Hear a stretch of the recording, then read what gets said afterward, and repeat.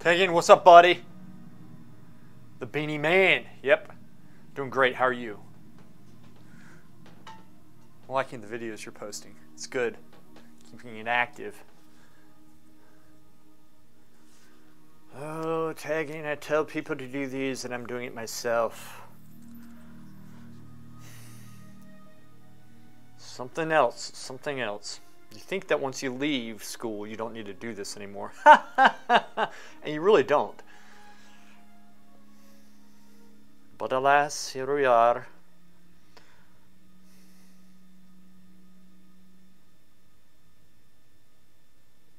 Son of... Oh.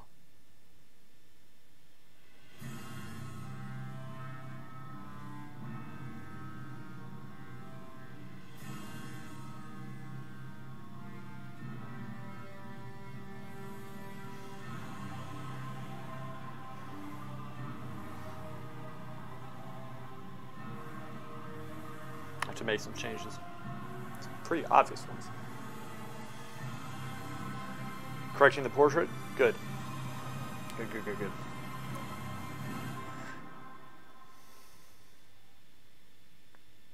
You know, I was thinking about this. You know how, like, women's faces, they're, they don't always have, especially a young woman or like a child, they don't have the strong features of a man or an older man, right? The you know, obvious points to measure off of. This is kind of like that. It's simple, but that's why it's hard. Is because it's like drawing an egg. Eggs are very difficult because you really have to observe the line. There's not a lot of like inside information, for example, to go off of because all this is diffused, and so it's this giant shape that you have to get right, and it's subtle. So in its simplicity is why it's so difficult. Once you get the proportions, obviously the shading is not as complex, but getting the proportions and like the lines, this just like goes to the root of the weakness, whatever weakness you have. That's why these things are so good. Yeah, I like midtones too, man. Is Hammy here? Oh, sweet. Hey, Hammy. You keyed your lights? Good. Look at this.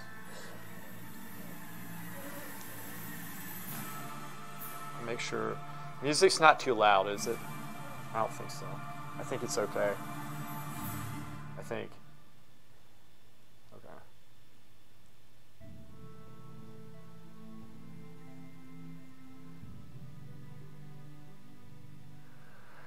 So I have a fresh eye. I see things that need to change. I'll just go through and tell you what I see so far. I see that, I mean, I saw this yesterday, but this part is a little bit too high, and these angles are actually, I think, a little bit off. And I think this needs to drop down just a little bit. I think this part goes in a hair width that way, and this part comes in just a little bit here, up at the top, more or less. And then this part's probably going to drop slightly as well if this drops. But, so here's the thing. I did not measure this distance yesterday, but I actually did when I came in today, and I haven't touched it. I did not touch it. I didn't correct anything. And this is correct. I haven't measured that yet. I just wanted to see this major point. So I got this. But this needs to drop some, I think. Like, I think it drops just a little bit. Along with that, I think. So I'm trying to take advantage of my fresh eye right now instead of just going in and just working on it off the bat. And this is why I don't like streaming this stuff on like, I don't like streaming Bargues, because I feel like this is incredibly boring to watch. But I know it's very beneficial, but I don't know. Anyway, so I'm just going to go ahead and drop this slightly, and you know, if it needs to go up again, I can bring it up, but drop it down to where I think it roughly goes, which is down just a little bit more than that probably. And then this is going to drop as well. I think a little bit. that drops along with this. So see, all this I think might have to drop just a little bit. I think. Yeah, it does. This drops. This drops. I think it drops like a significant amount. Wait, actually, that's there.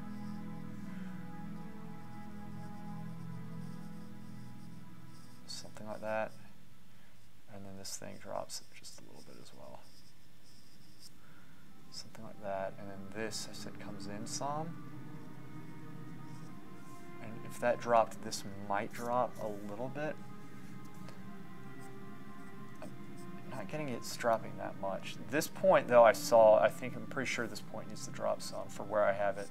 I'm just going to go through and mark that because I think it kind of like, that's where the angle breaks there. And so, like, again, if I'm making these corrections in the wrong, then I can always switch them. What's up, Claire? Yeah. Be listening while I work. Sweet. Sweet, Hammy. Papa Vate. Oh, yeah, John. All right. Good having you here, man. I'm glad you can make it. Good. Good. Very good. John, I appreciate you posting that information in disc because you know you know, the chemicals and the technical stuff. That's I'd have to say that's one of my weaknesses with this. It's not that I haven't paid attention. It's just you know, our school did not teach that. I don't think as much as probably we should have. But obviously I've picked up a thing or two over the years with that, but it's, you know, there's a lot involved. And you know what, let me take this line out that I corrected and just redraw this how I'm just going to loosen up and say, okay, I think this is, because this is like this, I think this is where it goes, and then it kind of drops here. This piece is going to be about here. That does make sense to me. And then it kind of comes up like that too. Pencil's getting dull. You know, I have to say, I don't like these pencils. I got them, it's like, you know, the cheap HBs. I don't like them. I like Staedtler better. Which is actually in tagging your video that you posted. That woman was using these pencils, these pencils. This is a bad example. These are good pencils, pencils. All right. I really like these because they're smooth. I never really thought I would care so much. And I obviously don't enough to not use this, but I'm just saying it is not as good. So, all right, now I made a pretty big change. Let me step back and just double check everything. All right. This actually comes up a little bit. I think probably to where I had it. And then it breaks. So these angles were slightly off. I might have brought it back up too high. It might have been a cross between the two. Either way, see, here's the thing. This is great practice. Even if I was to stop here, which I'm not, this is great practice. It's a great exercise, right?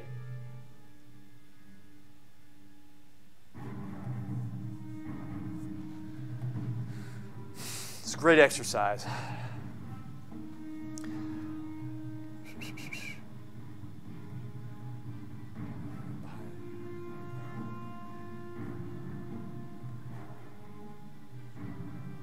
Sorry, Hammy, that sucks.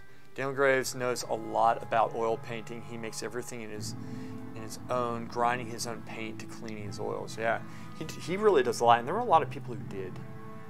You know, I guess I was, you know, I could have done a better job with that. That's one thing I could have done a better job with. I have ground my paint before.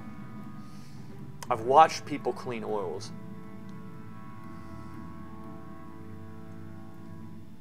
But there's a lot of like mixture and stuff that I could definitely improve upon.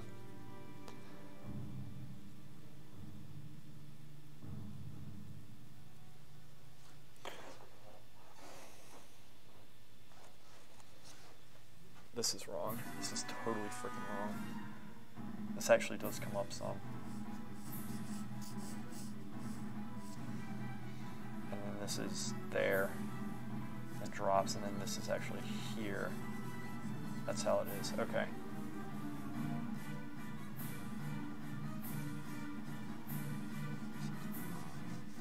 This is why we do it basic, right? This, like in a figure, for example, is a major shift. So I'm working on 2 videos right now.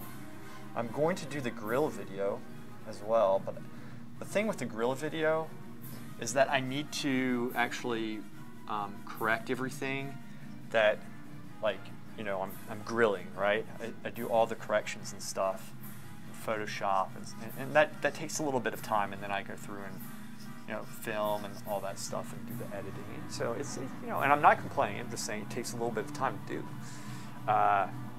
So I still haven't quite gotten to that one, and I wanted to be there by now, but I'm not. But that one is coming as well. And I'm also, if the portrait comes out nice, that the portrait painting that I'm doing, if that comes out nice, I'm going to do a video on that one as well. So what I'm trying to do is increase my video production somehow, which for me is very difficult to do because I'm used to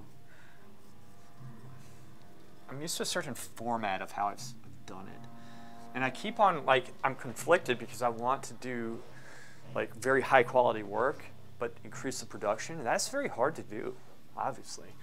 But that's what I'm trying to do. So I'm trying to, like, I'm trying to improve the way that I record, right? So, like, instead of just doing 1 video, I do 2 if I'm doing it in kind of the same theme, which is what I've done. And, you know, for example, if I need to write a script, which I do for most every video, except for the grill ones. I don't think I write a script for that. But, you know, if I need to write a script, then I could write a script for 2 of them. But to do that, I have to have essentially a rough blocking and splicing of footage. So I splice all that footage all at once. Anyway, kind of going off a tangent. Like, what I'm looking at doing, like, I'm doing a video on moving, like, how to move your drawing, like shift a position. Because I did a stream, like, it was one of my first streams that I did. It was when I was still streaming on YouTube. And I demonstrated how to do it, and I spoke through it, and it honestly, like, I've clipped it down to about 10 minutes of explanation of when I shifted it, and it's good. So I'm going to do that, but I'm also going to spice it up some so it's fun to watch and kind of funny and this and that. And because if I put stuff out and I think it's dry, I think it's shit. But I know it's good, like, information, but I never feel satisfied with it. So I don't know. I think I try to be a perfectionist, and it does hold me back. It definitely does hold me back, this stuff, sometimes. Being a perfectionist with that. It's not always good.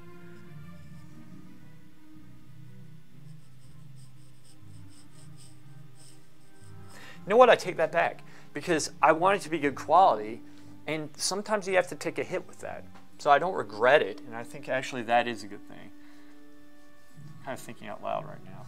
Here's the thing, when I draw, you know, I think y'all do this too, probably. I mean, you kind of zone out sometimes when you're drawing, but you could be going over in your head, like organizing your thoughts and such. It's a great way, you know, Hammy, if you're talking about wanting to not be anxious, do something you like, work, right? It gets your mind off it, at least with me. And don't put any pressure on yourself, you know, just have fun with it, this stuff.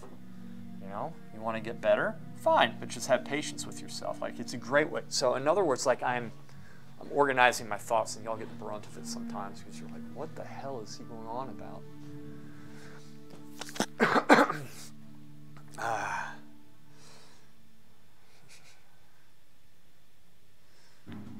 Well, yeah, no, it's not about, I'm not worried about complaining. I don't think.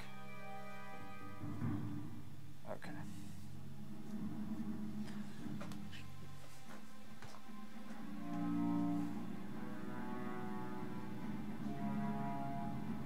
to start blocking in the details at the top. See, the idea is you want to also be working everything up at the same speed. Right? Everything needs to be going at the same speed. It's going to be a little bit more. That was wrong.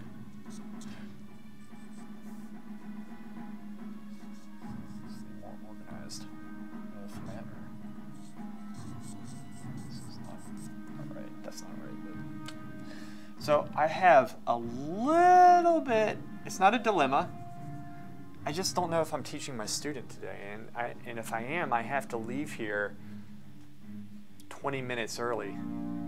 Like, essentially, I mean, I have an hour before I have to start thinking about stopping, and I cannot get through to him because I can't remember last week if he said let's take this day off or the next 2 weeks off. I feel like it's the next 2 weeks, in which that would encompass this week as well, if my math serves me correctly. You know?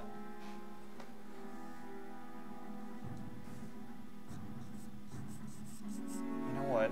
I'm just gonna bite the freaking bullet and get some freaking Steedlers. You know, I'm so sick of not having the right supplies in an artist's freaking studio. Oh! My phone. I could have caught it instead of like reacting the way that I did.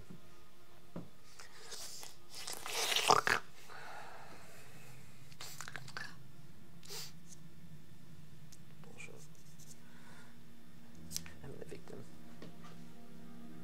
This line.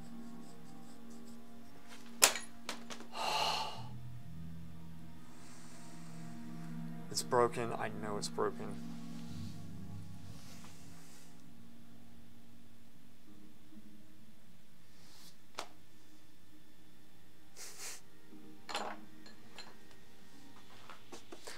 That's why I'm always prepared, bitch. And this is also crappy pencil. You know what?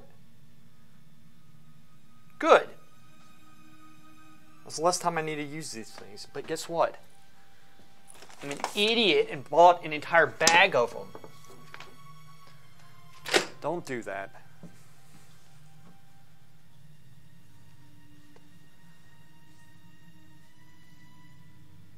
Oh yeah.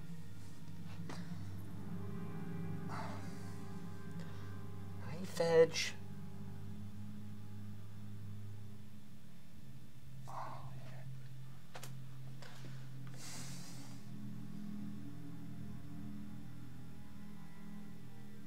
Cross the line. Take care of the lines, and your lines will take care of you.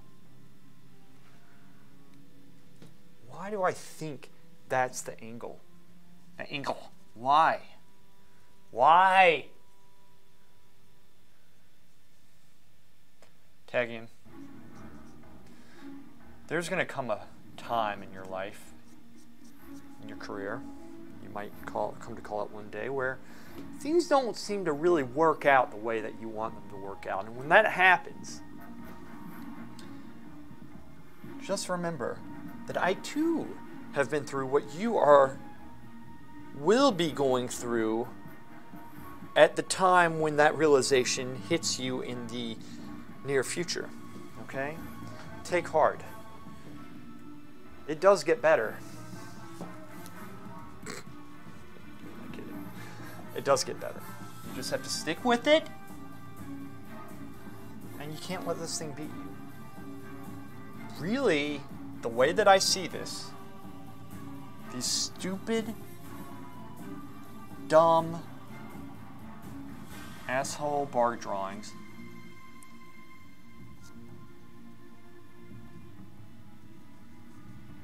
I forgot where I was going with it actually.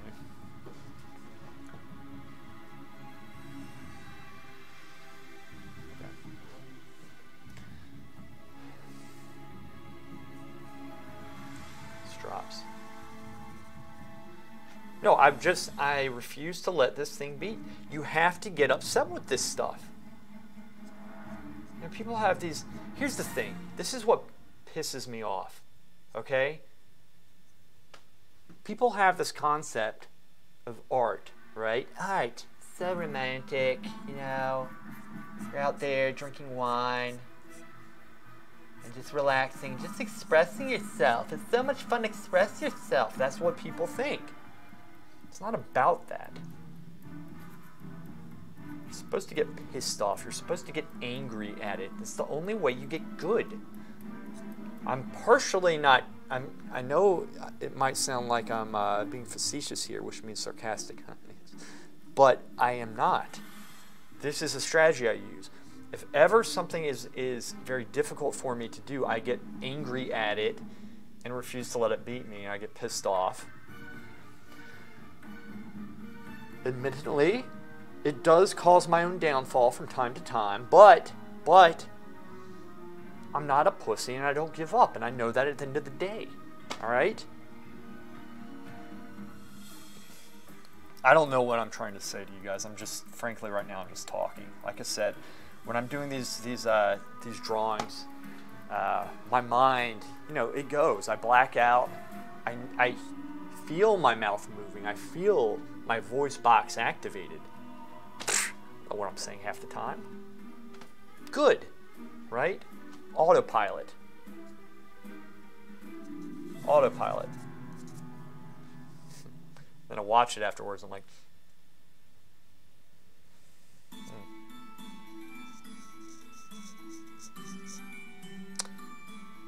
Notice how it's just naturally evolving here. Naturally evolving. Are y'all even there? It's quality supplies. What a loser. Who is this? What a loser. Who has it? Who has the worst quality supplies? Huh? Hammy?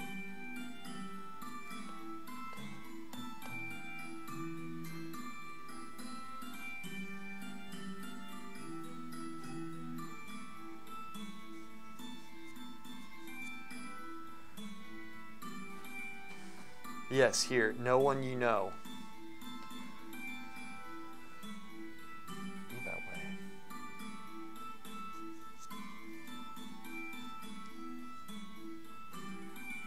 You know what? Here's the thing. To prove that art is not for fun and you're supposed to be at peace and blah, blah, blah, all this bullshit. I literally hate what I'm doing right now with a burning, fiery passion. Alright? I literally... And my hatred does not stop with this drawing. What it does, it morphs over to humanity. It translates, you know, it moves over. I hate everything right now. Literally, bar drawings are the worst things ever. Which is why you know you need to be doing them. Okay?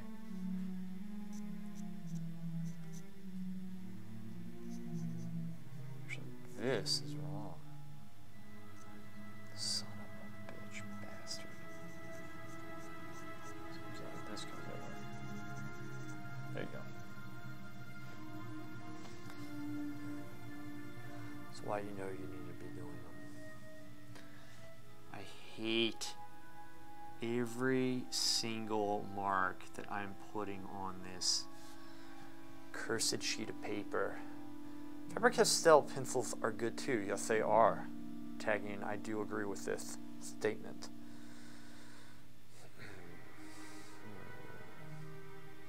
Tagging, you have the most shitty materials in the world?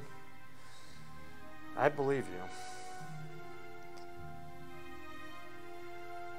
I missed that. You said that a while ago. I don't understand how you keep doing stuff that you hate so much. And yet you want to take me to take a course. That's the biggest thing I've learned. The worst practice is the practices that makes you hate art, because then you won't do it. But yet I am doing it, Clara. Eat your vegetables and do your bar drawings. You want me to suffer. I use the Hello, Rob. Clara? This, unfortunately, is very necessary to improve you, bitch. Okay? This is wrong. This comes in still. Just like that. That goes like that. That's actually, this is actually not bad here. I don't think.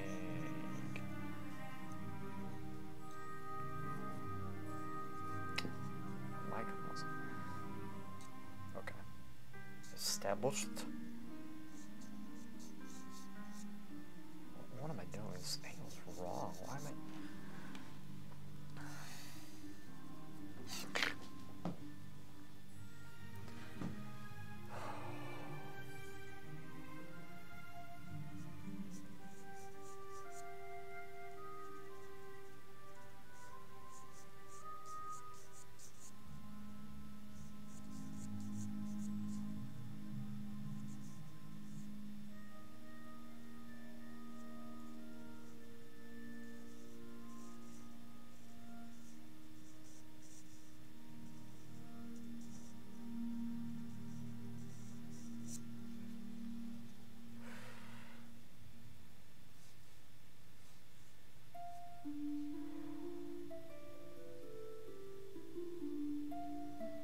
Bad habits are bad, but you can overcome them with practice.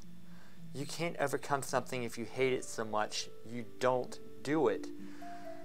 Well, spoken like a true defeatist, Clara. Spoken like a true defeatist. I told you, I don't let this beat me. I get angry at it. What am I going to do? At the end of the day, I'm going to be thinking about the stupid bar drawing of a foot and how I couldn't do it because I didn't want to do it. Don't be weak.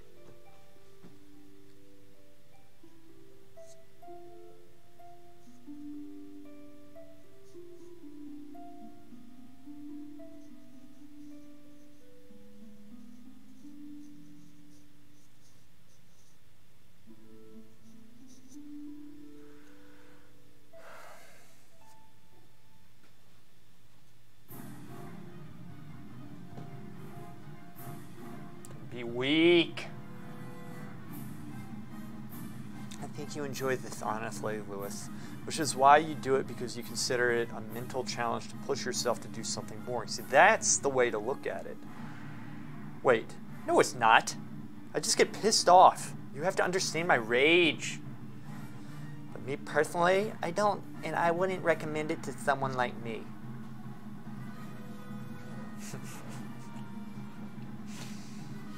I love reading your text in that voice. It's so mean to you. See, Clara knows that I care about her. We're going to edit that one out, that little last part. That's literally my voice.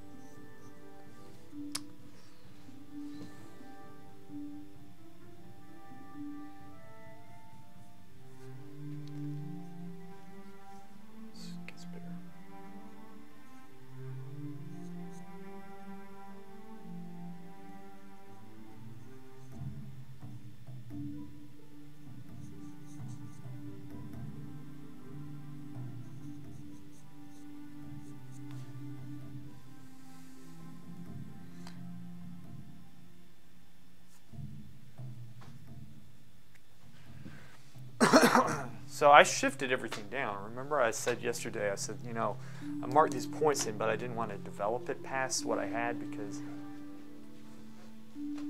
I might have to move this, which I did. Men. Got that, Clara? Have you checked your measurements up to the point, or are you still using your eye? Okay, so I might have messed this up. Right when I came in, Rob, I checked. This measurement was correct. Actually, I didn't touch it outside of the stream, I promise. But I'll remeasure it right now for us. Because I did shift it down some, and this actually is incorrect, so I still need to redraw some things. So I might have to, but here's the other thing, like when I'm drawing, I'm also like double checking that every time I step back.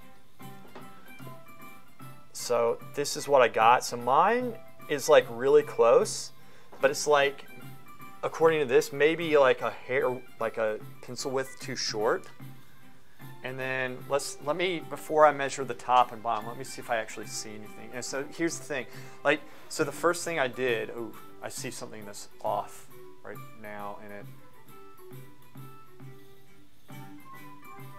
No, okay, if my eye is correct, first off, this is horrible. This is, I can't believe I did this. This is so bad. So I'm gonna erase this part because that's not what I'm measuring off of. I just don't want y'all to see that. I think this point comes up a hair width compared to this. That's what I think. So now I'm going to measure. Okay, so this is how we do it, right? I waited until I had a fresh eye, and now we go through and measure, because you get all this practice if you don't just do this right off the bat. All right, so I'm going to measure this. I might be off. I might be totally off with this. But you know what? At least I tried to get it. Is that? Yep. Look at this. I told you. Mine was like slightly too short. Slightly too short. It needed to go up. There you go. But now I'm going to go and look at it and make sure, does that need to go up, or does that bottom part need to go down? You don't just want to be a blind idiot here with this stuff, you know. To understand it, you got to look at the whole thing, because when you look at the whole thing, the heel might dip down or it might go up too much. And then I also want to flip my eyes like horizontally back and forth and see both shades. I see. Actually, that needs to drop just a slight bit. The bottom part. This part right here needs to drop just a slight bit. And this comes up a little bit. Because this actually right here is, if I go horizontally across, that's where it is. Dude, this is like, and I'm just going to double check that. Give me a sec. And make sure this is like flush. Because I feel like, son of a bitch bastard. Okay. This is going to be really dumb how I do this, because I don't think I can actually balance this. I think this is bad. Like, this doesn't work. I'm literally, I've never done this before. I'm experimenting. Okay, so this is straight across right here. So no, I'm wrong. That needs to come up. Well, I think that needs to come up. Still, user error. It's the top. I thought it was the button. I thought the bottom needed to go up. I guess I'm wrong. But then we still need to see this. We still need to see it. I mean, I saw it before, kind of, but I'm gonna bring it up to about here. This is what I think this is it. I think that's it. I just poked my balls with my pencil. We have like 2 ladies on here. They can take it. And I still think Hammy and Clara are guys in disguise. I always have. They don't act like proper women at all. That's why I call them Ultra Beast.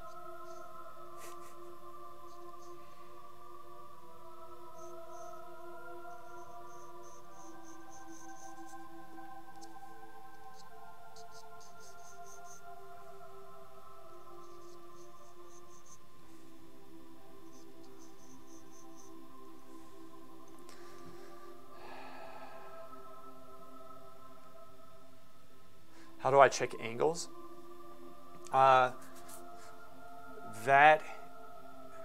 Okay, so that's a lot of practice, number one. Just constantly trying to do it, right? But one way you can check it is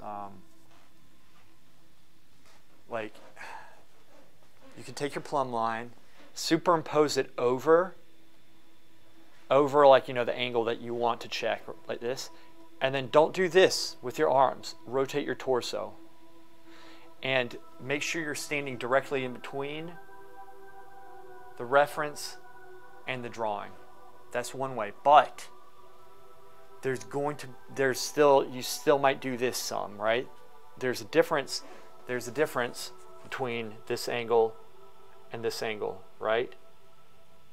This happens, so that's why these tools, you can ballpark it, don't always swear off it though.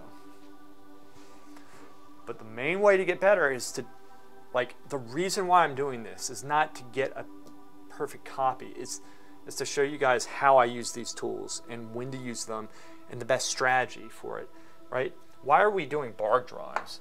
We do Bargue drawings to learn how to draw. We don't do them just to finish a Bargue drawing, right? So, like, this is the best way to learn. You want to squeeze out as much juicy and succulent, buttery, sweet knowledge from this bitch. That's what we do. How do we do that? I am showing you. At great expense to myself.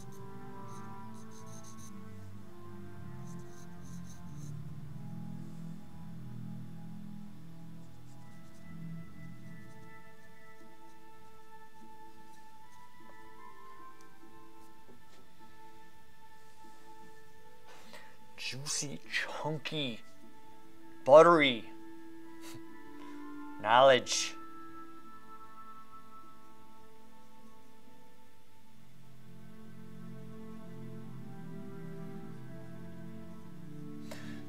Yeah, John posted a very good video in our Discord about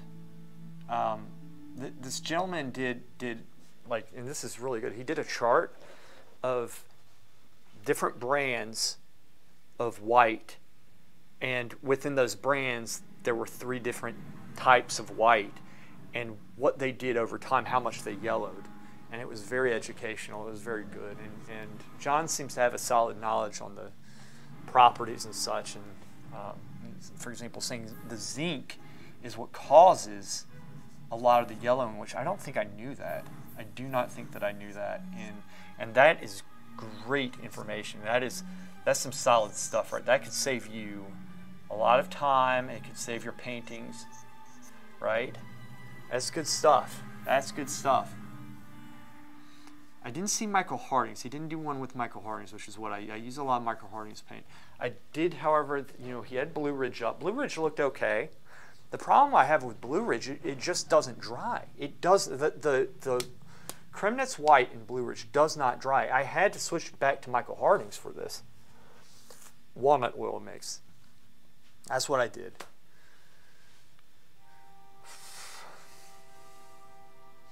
Rob, the best thing that you can do is stop using grids and all that stuff and just get this done.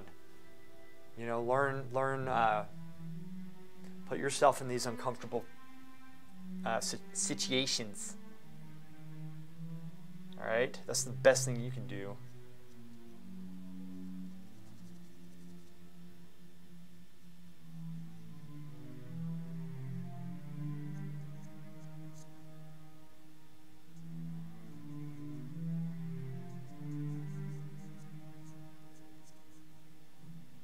This is interesting. Something like that.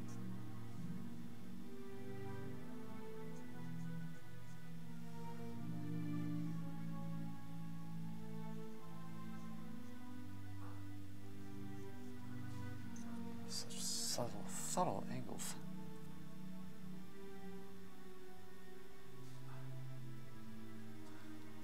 This piece. just a little bit up at the top right there.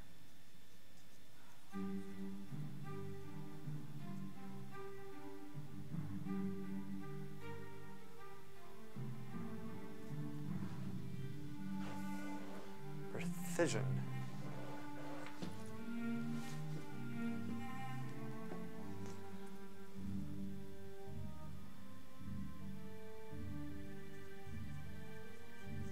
So, you know, one of the tricks, or not tricks, but one of the accidents I think a lot of people make, and it's not a happy accident, is that they darken things, you know, and I've done this. Actually, I never have because I'm perfect, but they darken something. Like this is a good example because this is kind of dark here. If they need to switch a line, instead of erasing what's there, they put a darker one next to it so they can actually see it, and then it ends up scarring the paper. So they overwork it, but the way to prevent that is to constantly erase and just keep the lines light. And the reason why I say this is because I'm doing a lot of changing right here, and I've drawn this and redrawn this area like a couple times. I haven't really detailed. Now I think I'm going to start locking the feet in because it's just at that point. But I was shifting these lines. I did move this kind of down, this whole area down. And to do that, you need to know how to keep your lines light, and that's very important to do. You have to learn. Have you seen me on Zoom? I am not a man. Well, there's a debate. Hammy. I'm doing a small sketch of a girl on a photo using straight lines for the blocking, and I couldn't get anywhere. Because you need to practice. You need to practice. Look, you and Tagian are kind of in the same boat, but Tagian's been at it longer. Jinshin is Tagian. I know I always come to it. But you know, the work that he's doing, so he's doing some very good work, and he's putting it out in, you know, in Show Me Your Work section in Discord, right? And so we see his work, but look at also what he doesn't just post his finished stuff. He's posting block-ins of figures, okay? And I have no doubt that there are pictures that he's done that he obviously hasn't shown anybody just for whatever reason, right? Because you can't show everything. I mean, everybody has work that, you know, whatever. But my point being is that he's putting that type of work in because he understands the value of it. That's what you need to be doing for where you want to be, because I know you want to do this similar stuff, right? At least get the understanding of technique. And that block in, you couldn't get anywhere. I hear you, because this is hard. It's not easy. You would think, oh, simplify the figure and all this and that. You'd think it would be easier than it is, and it isn't. It takes practice, and that's just all there is to it. But you can definitely do it, man. You can do it. You really can. You just need to put yourself to it. Double down, and I think you see the advantage. And look, again, that's how I started this, and that's why we do these horrible nightmares of drawings. Okay, so this is a good example of what I was talking about before. I instead of going darker, I'm just going to kind of take this off and just reblock this in, so that I don't go too dark, and then scar the paper. Right? I don't want to do that. I'm going to do something like that for now, and then if I want to round this off, which I will, just go right there, very lightly, and I can go across the top, and that's how we get that angle without making it too dark. Then I'm going to sculpt this line up, sweep it up some to give it more of the gesture going up. Lighten and sweep. Sculpt it with the eraser, right? So you're not done once you've drawn with your pencil.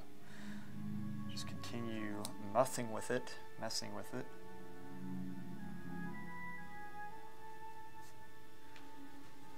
we go. Slowly forming, and this, you know, This is all very light. We're slowly, as I was saying, forming the form.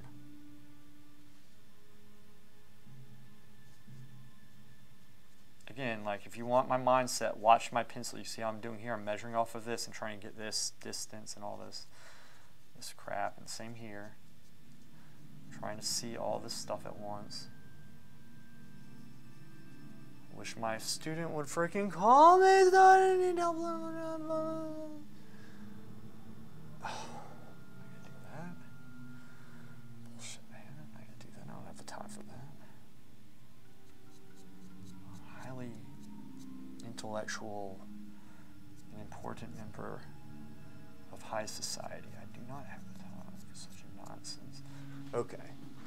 Straight lines. Eraser. Develop. Bitches.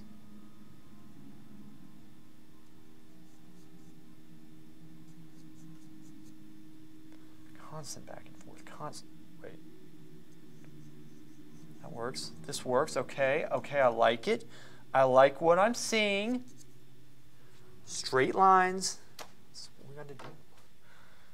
Let's judge. See, and here's the thing. If you stay crisp with your lines, right, and take the time to kind of, see, I always have the eraser in my left hand, take the time to erase, all right? You can more easily and clearly see where to measure certain points off of, right? So in other words, this point to here mine looks a little bit short to me, to be honest with you. Does it look short?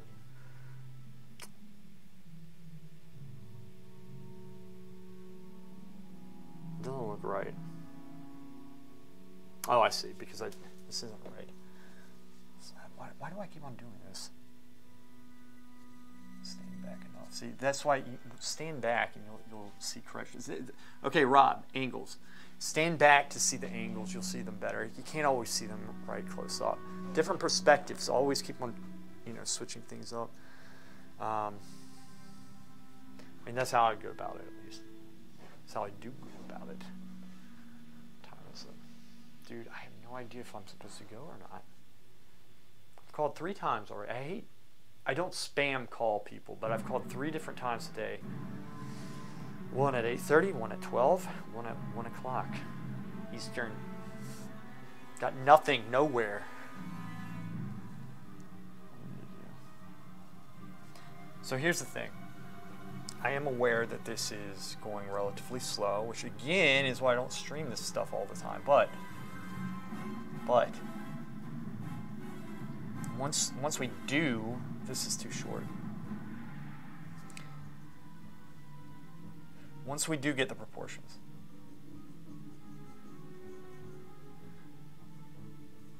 normally it flies together. Like when you start shading and doing all of the other stuff, it kind of like comes together really fast. It's just, this is most of the work right here, is getting the shapes right, figuring out what's going on. This is the construction phase, right? Now, I always say too, when you're detailing and this and that, always try to be paying attention to the big shape, because you'll notice that even when you put midtones in, it's going to change the size, how the size looks to you of the shape. Like a shape that does not have any midtones in it is going to look bigger to you than something that's shadowed in, because the light is dominant and it stands out more, right? Then if you shade something, it kind of makes it seem a little bit smaller because you're darkening certain areas. It's just that, like, you can experiment with it. It's kind of crazy. So when we shade, even when we put shadow shapes in, it changes the way we see the whole shape, right? So put shadow shapes in, then continue correcting the shape. And then when we shadow in, continue correcting the shape. That's the one thing. Okay, Tagian, are you there? I want to speak directly to you with this, which he knows this, but I want him to hear this. If not, anyway, look, Tagian posted a video in Discord, and it was a good video. I'm not bashing the video. I'm not. I was on figure drawing, and in the video, the artist did good, excellent. Did 8 steps of, which is perfect, great. Like how to develop the figure, good. The first one was like the blocking stage. Then it was like, you know, essentially adding like, you know, shadow shapes in. And then it was filling the shadow shapes in. And then it was going through and starting to key off the shadow shapes. And it was like the midtones. It was this whole process. But don't just use it as a checkbox. Be like, okay, I got the big shapes. Now move on to the next. Always be looking at the big shapes when you're doing everything. Because you're always correcting, because every time you add information, it changes how you see it. And it's true. You'll experience fifth, okay? In your own work. All right.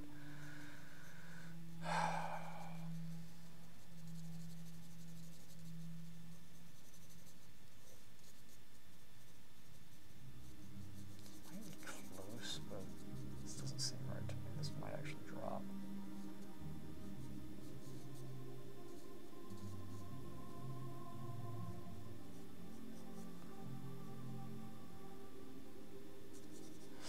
Like, if you can understand that concept, I guarantee you your work's going to like shoot forward. So this is a little bit sloppy in here, and I kind of didn't really pay much attention to details. So I'm going to clean this up so it's a little bit more precise, and I can more accurately judge everything. So this is finally done. Still lurking.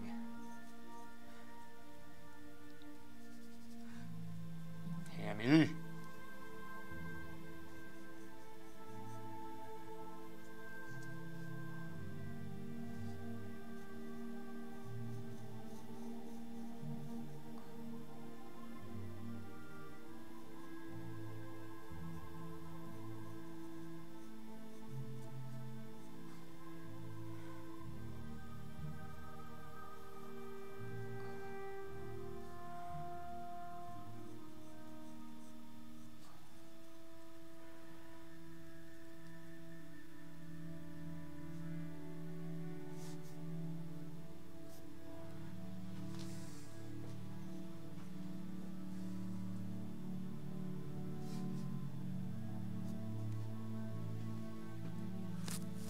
See that okay?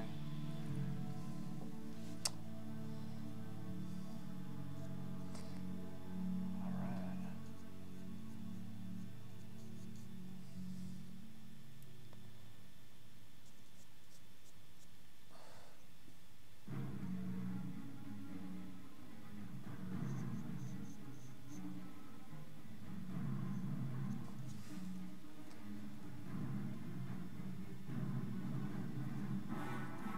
Actually,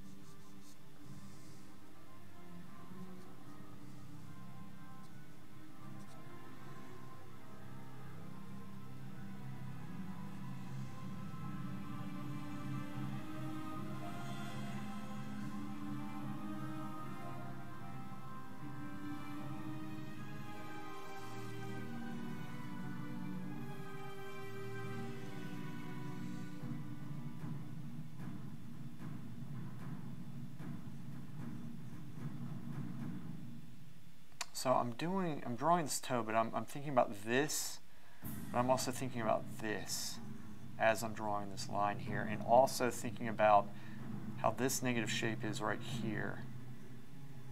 It's very subtle.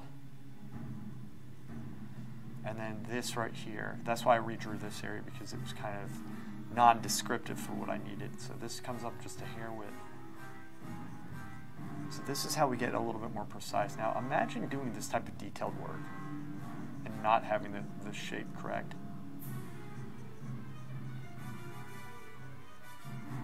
It'd be horrible. Absolutely freaking awful. This is coming up too high.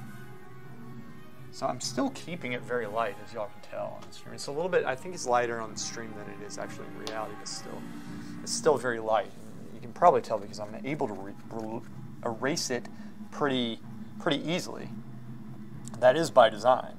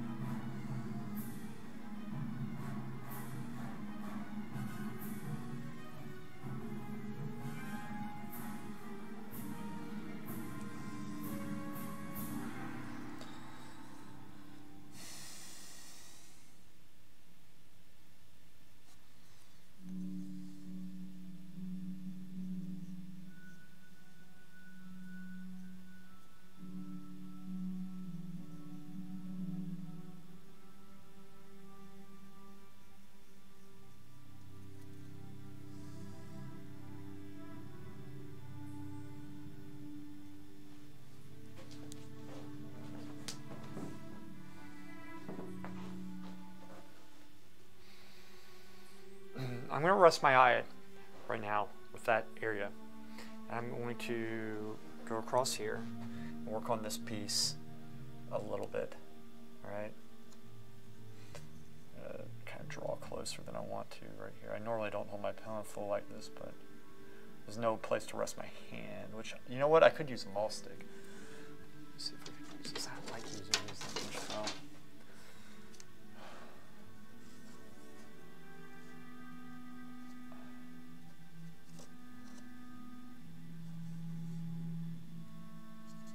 It's helping me tremendously right now.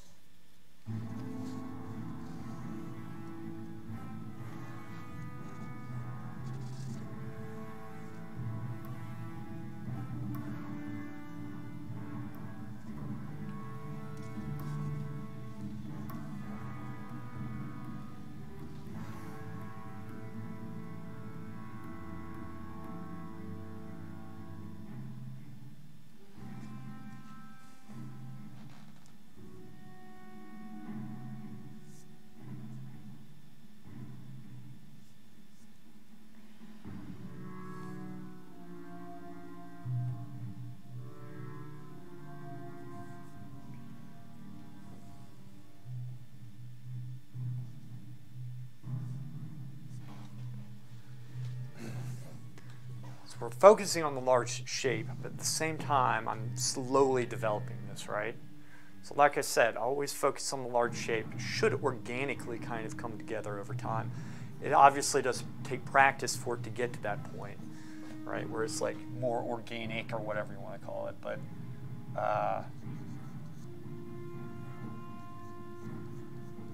yeah.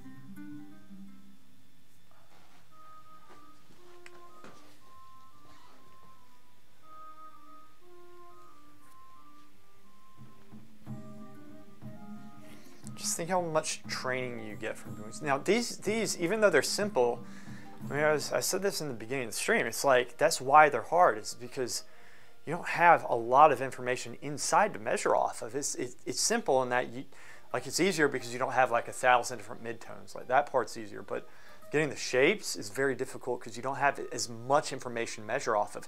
It's mainly like this abstract, if you really look at the foot, it's this like abstract white shape in between, right? Most of it is this piece right here. And getting this line is just like, it's like drawing a profile of somebody's face, right? Getting the profile is the side of the face, is the contour is very difficult to do, like accurately, especially if the model's moving. This obviously isn't moving, but still, right? Still.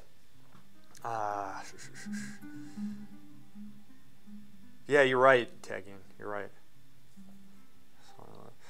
And I didn't mean to convey that she wasn't doing that. I was just saying, like, and I'm sure she does. I'm sure, like, it's just worth noting that, like, you should fix the shape as you're going through, even no matter what stage you're at.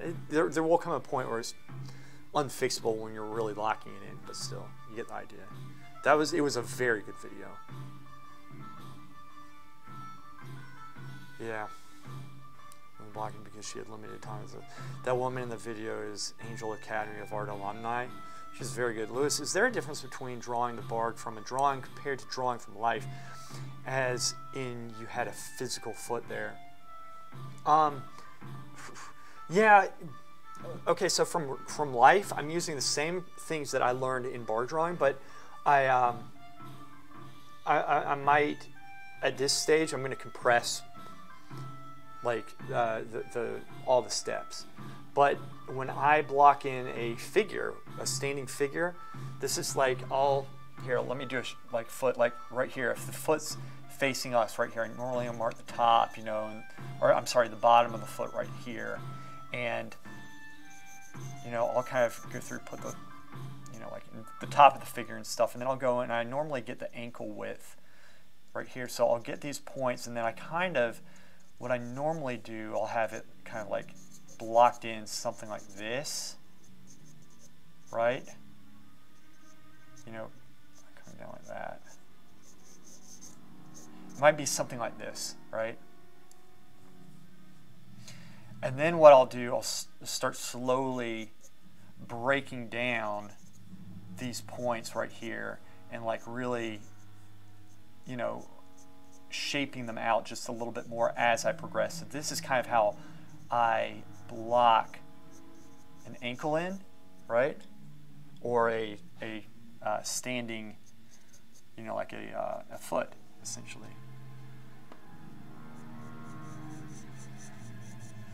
Right? This is how I block a foot in. Just like that. There.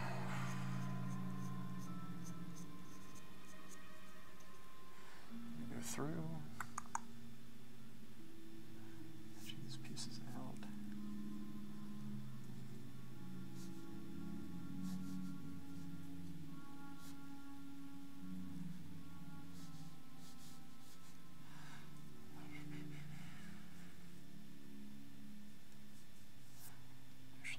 Helps you far. Yeah, you got me distracted. Now I have to do this.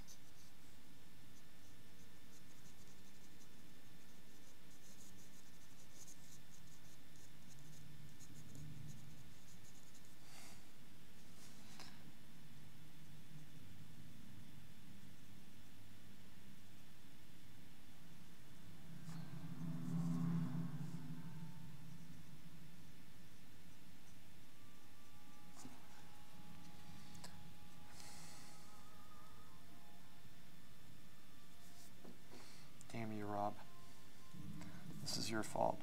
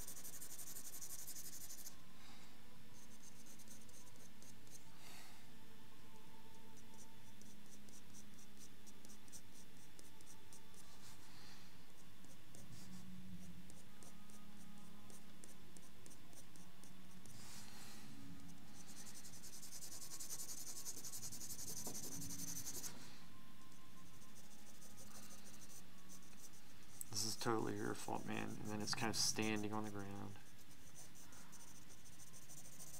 That's how I do a foot. Ish. And then you just keep on hatching it out. That was your fault. Son of a bitch. Oh, my plumb line. Why am I dropping everything?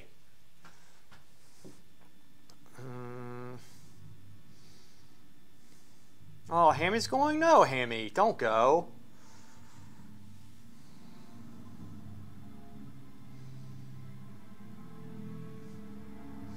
Being good at art seems to be a combination of learning to see, notice the right details, and having a capacity for patience. This is true. Great artists don't always exercise that capacity for patience fully, but they always have it to draw upon. That's well put. I have patience, but I could not get through this. Need to build more patience. Got to go take care. All right, Hammy. Anyway, stream seems a little bit bright. Maybe I should lighten it or darken it some. You're gonna lose main camera just for a second. I think this will actually help y'all see this better, because everything's very bright. I should have done this before. All right, you're gonna lose main picture. I'll get right back, because this won't take long at all. I should have just put it on this. You know, I normally do when I do pencil drawing, but I think this will actually help it. Oh shit, I just moved this. I have to reposition.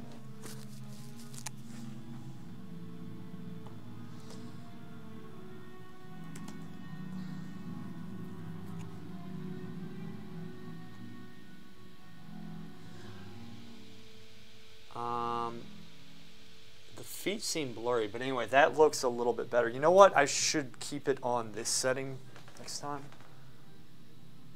I'm going to take this out and refocus it, okay?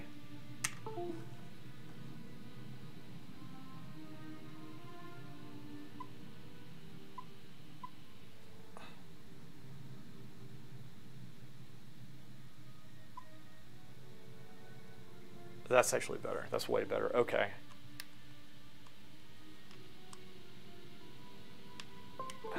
Okay.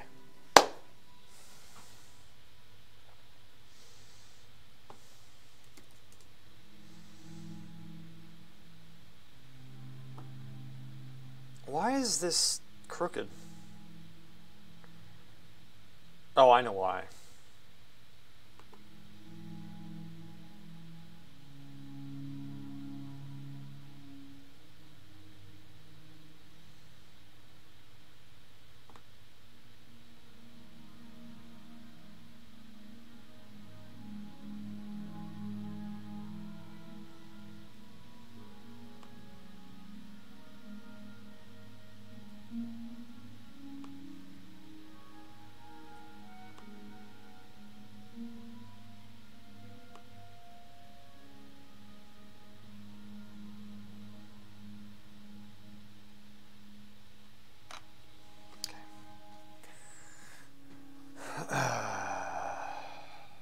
Good, excellent. I'm glad it's better.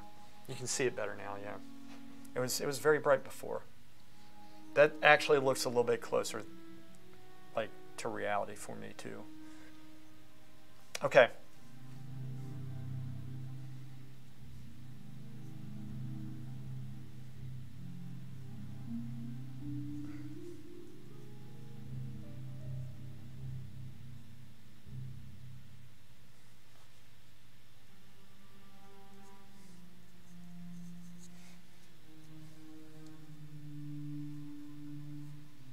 Constantly going over everything, constantly going over everything. That's what we got to do.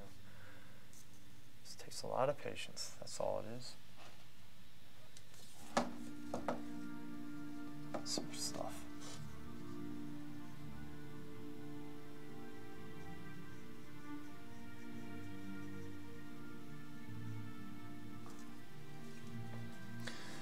John, you know, I think you can do this stuff, man. But I hear what you're saying. I mean, it is a lot. It is a lot. That's why That's why I try to put humor into things here. Keep you interested, right? Because, I mean, I'll say this. One of the things that keeps me going is knowing the direction I'm going with it. If I'm doing this for the sake of doing a bar drawing, I'm going to quit. Right? But I'm doing this because I know it's going to have great benefit for you guys, and it also helps me. That's why I'm doing this. Otherwise, I wouldn't be doing it. I hate this. By itself, I hate this stuff. But with these added reasons, I love doing this stuff. How's that for you? Like, learn to like, figure out a reason why. If you know there's value to something, take advantage of that, because it's hard enough being a painter, an artist, and this and that. Look, like, your life's going to be easier as an artist if you become technically brilliant, right? And the only way to do that is to take advantage of these exercises. That's it. And, you don't need to kill yourself with it. This stuff, just take your time with this, right? I'm taking my time. I'm not rushing things, right? Also, what's encouraging is when you start seeing benefits in your own work. Now, it can be very discouraging if the adverse happens, right? If the opposite happens. It's like, because I am the type of person where I get worse at something before I get better. So if I'm practicing a lot at something, I'll oftentimes become worse at it than I was when I originally started. And that's just, I know that about myself now. I figured it out when I was in training, and that was not fun. And even still, like in certain things that I do, I get discouraged, even though I know that's how my brain works. I'll be like, I suck, I'm this, I'm that. Like, that's like what's going on in my head. I might not always voice it. But if you keep on trying to do things right, even if they're hard, it's the fact that you're doing something hard and you're trying to do it the right way, but it's so hard, and that's what you're seeing, is that you can't do it, so you think you suck, but you're trying. And what you don't see is that your brain's slowly molding to doing it the right way. And that's where I'm going with this, is there's so much benefit with this stuff. There's so much benefit, right? Look, we got 6 people watching right now. I'm not streaming to 100 people, 120. I don't have a huge group of people. This is for you guys right here. This is why I'm doing it, right? So in other words, I'm not streaming because I'm like breaking bank on the streams. I'm streaming because this stuff is very important. Like, that's the reason why I'm doing this. And I'm choosing to do a bar drawing. So if you're curious about bar drawings, like, the beauty, it's not just the fact that it's this type of drawing. It's the fact that the whole training is packed into it. There's a course on it, and it's free. It's free. And I'm just spoon-feeding your asses with this right now. That's what it is. You do this stuff. I guarantee you, I don't care what, Clara, this goes for you. Your work will improve doing this type of thing. You don't need to do it, fine. I get that. I'm not trying to force anybody into this. But my point is that this is very beneficial for anybody. I don't care what type of work you do. I get we all do different work. Good. That's good. That's a good thing. That's a very good thing. We all need to do different. But, this is how you get better. This is how you benefit your own work.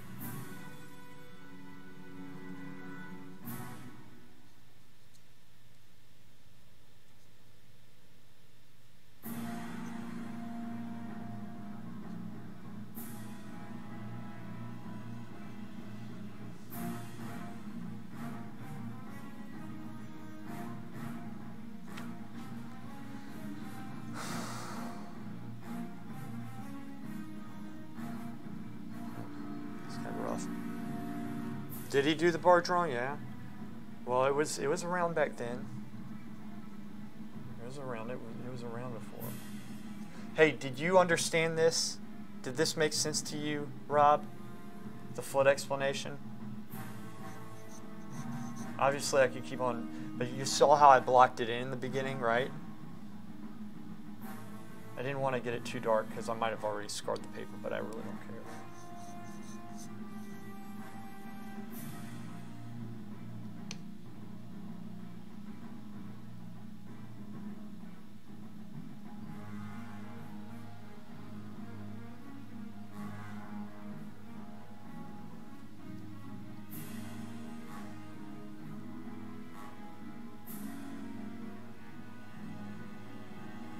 Good.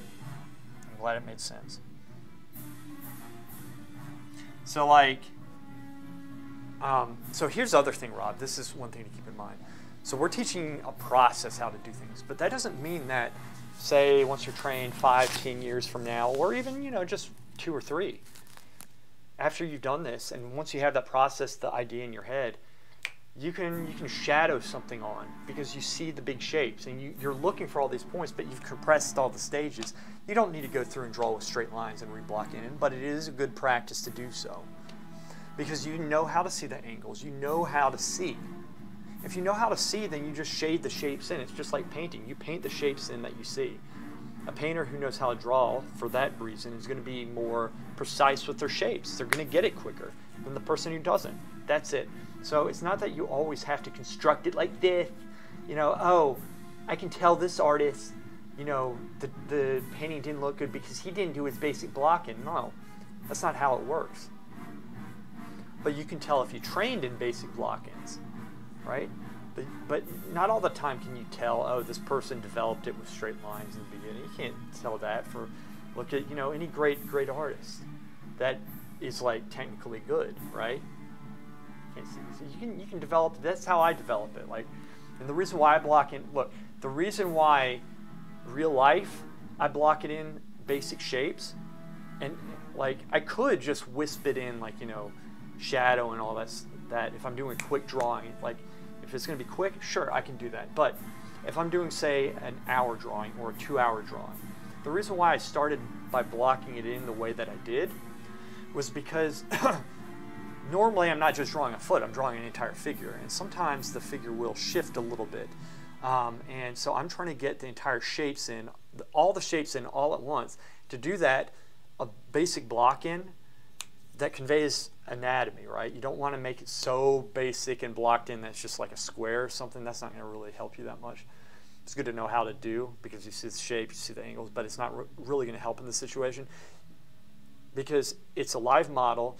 So you want to get those shapes as quickly as possible. You want it, like if an arm's there, you want to be able to block that arm in as fast as you can. So you use those straight lines. That's why I start like that. I conveyed the basic shape of the foot. I got the ankles and I got those widths of everything correct. And that's basic with only a couple short lines, right? If you rewind and look at that, study that block in, and you know, I'll do variations of that blocking, but that's essentially the idea. All this stuff is very practical. We're not blindly just trying to say, oh, you're always supposed to do straight lines and that's the only way you're supposed to do. That's not it. There's reasons why. Like straight lines, for example, that helps you to, like, forces you to see angles. If you have to convey something with a straight line, it forces you to say, okay, at what point does that straight line start and at what angle does it fall? And at what point does it stop? So points and angles. It's forcing you to see them. Okay. Anyway, enough of that.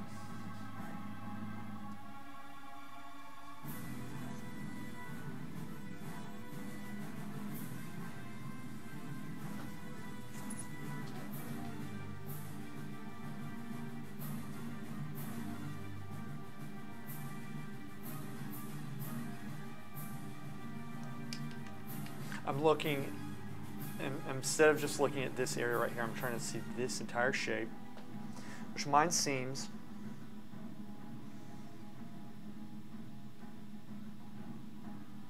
about that short to me. And it's too low. This is too low, and it should be, I think, actually it should be, if I'm looking at it from this point to there,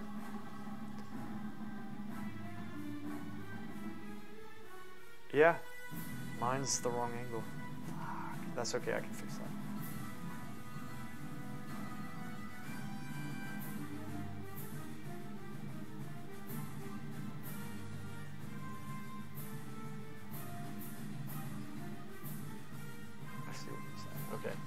this actually comes up here, and it's about here. That's where I think it is. Let's measure. Let's have some fun. See, now we measure. We can measure now. Like, I might have brought it out too far, but I just want to see. There's a line that fell down. Up. 236. I need to try to make a phone call, but I'm going to measure this first. Let's see. I'm measuring from this point to that point to see how close I am. There to there. That's the angle. This way. And this isn't like totally accurate. There's always a little bit of human error. Yeah, mine's too short, and in fact it comes out even more. So technically it comes out about right there. That's where it comes out. So this is actually pretty far off. Guys, I'm gonna really quick. I don't know what's happening. If he's not answering, give me a second. I still see the chat there. I just need to make a quick phone call. Huh.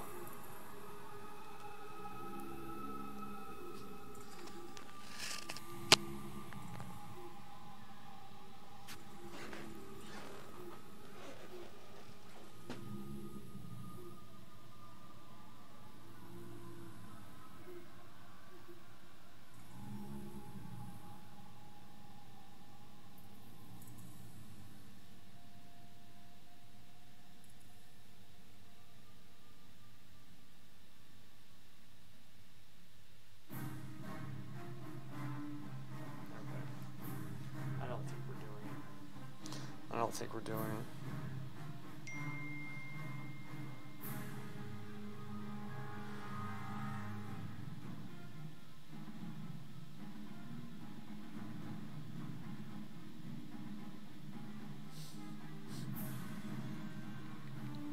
Okay.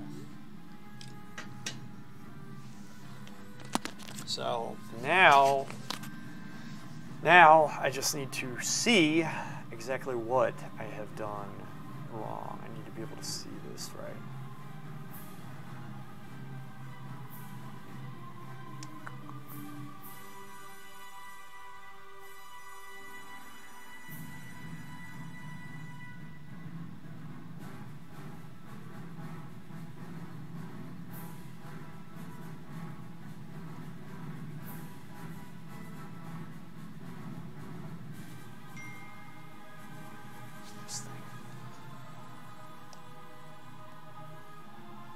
Yeah, I know the microphone was still on.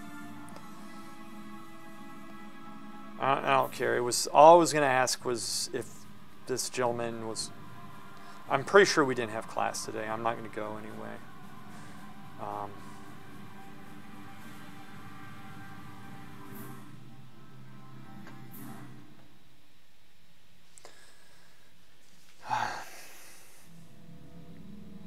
I'm not convinced that that's where it goes yet. I'm just not.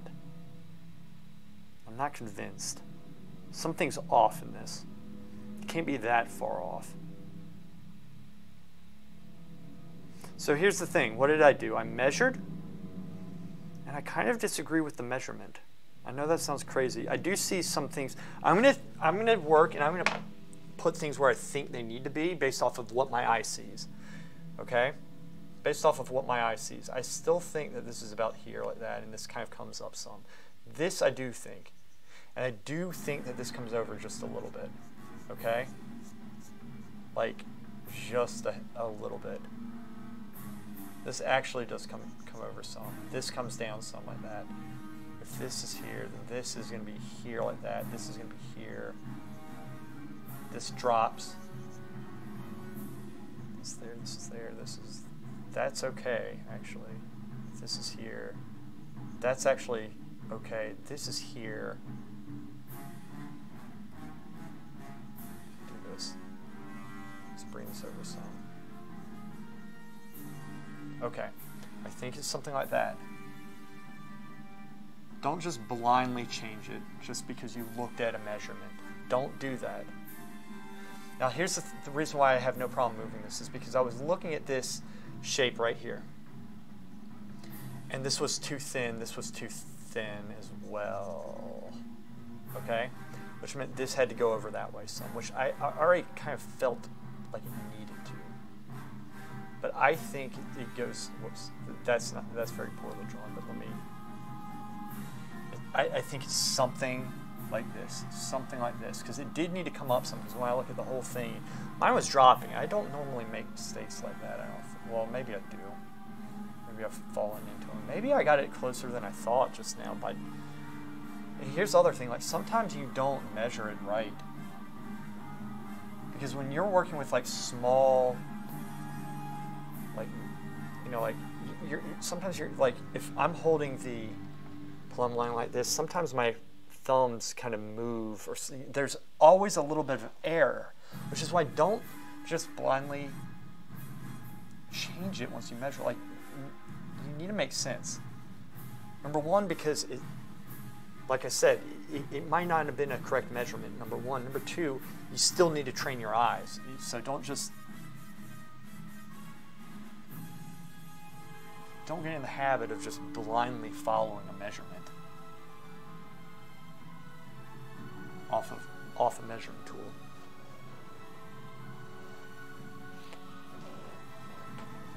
This isn't right still. I'm looking at this whole thing. This is wrong. Wait, I didn't really move that, did I? Something like that. Now it's a little bit thicker, which is good. What the hell is going on? White negative shape, shadow shape under the toes look correct. That thing, yeah, so that's what you're talking about. And the white negative shape next to the shadow looks correct. This might be. Keep in mind too, I try to get this like as straight on as I can, the camera, but it's always at a slight angle, so that means this is going to appear a little bit different angle and maybe a little bit smaller as compared to what this is. Either way, this is great practice. Okay, and then the other thing, I've shifted this, but it's not always this that needs to change. It could have been this over here too, and I don't think it was. But this, my toe seems a little bit off to me.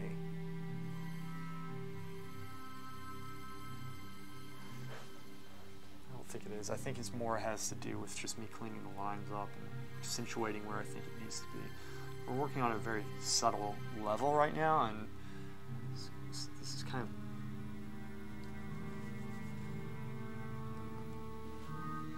that, like doing stuff like that. Cleaning it up changes how you see the shape.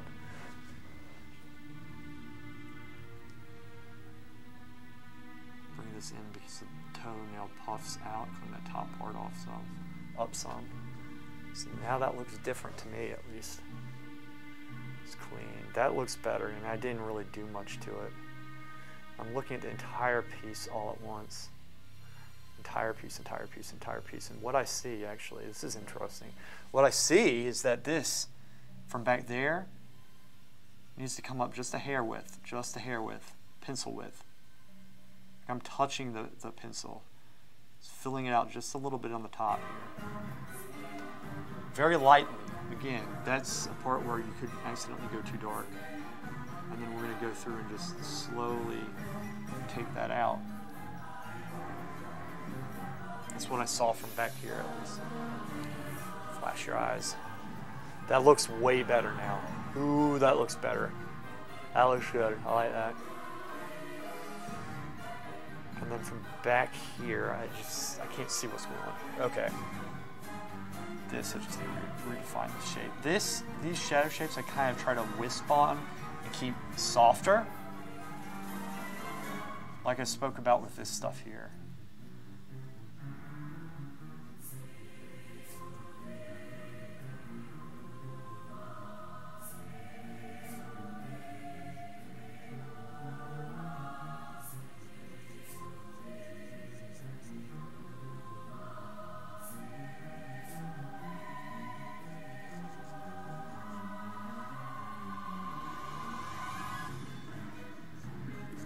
see how that looks back here.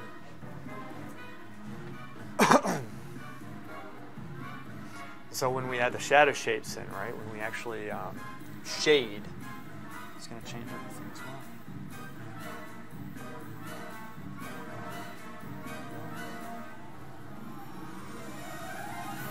So this is how we develop paintings as well. I mean, we start basic shapes and then continuously try to get the larger shapes correct. Now in real life, you have the added benefit of looking at a model as they cycle through subtle poses that you might find more attractive.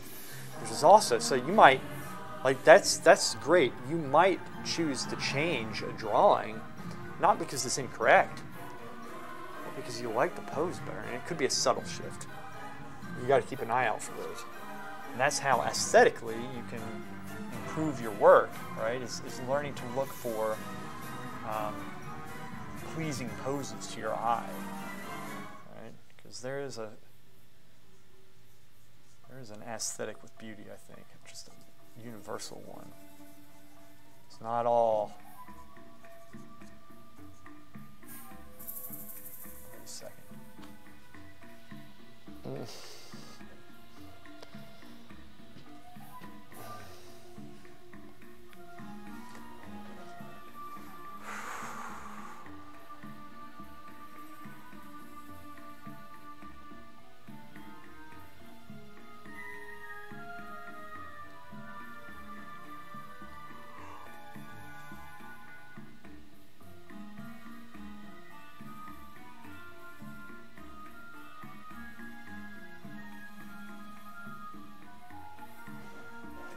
Oh, it's okay.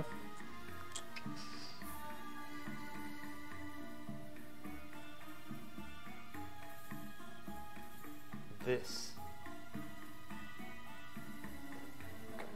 Let me clean this up. Take the shadow out I started.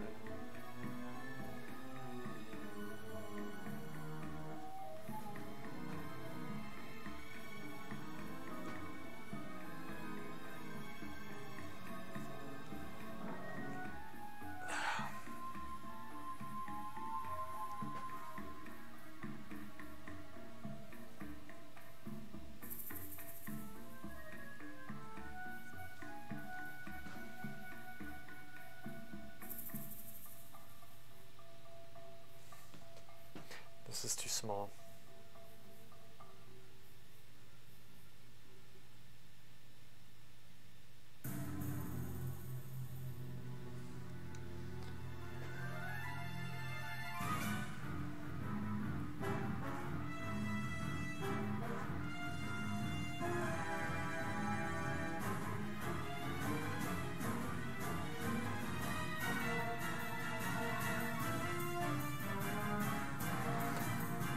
The more you push it, the more benefit you're going to have with something like this. You feel it afterwards, man. It takes you, your mind is tired after something like this, which is good. It's good tired. Man, just think of how much it's going to benefit your own work, right? That's what I do with this.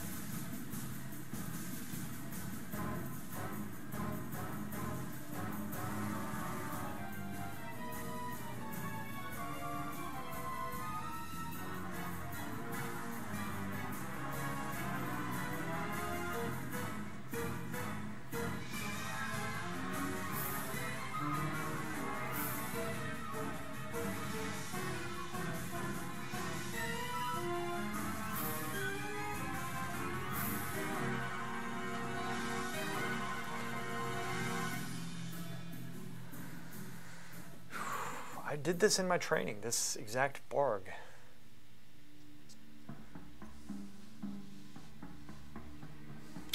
Did it once. Interesting to see, have this one and then see the one that I did before. It's like the one before was better. Could have been.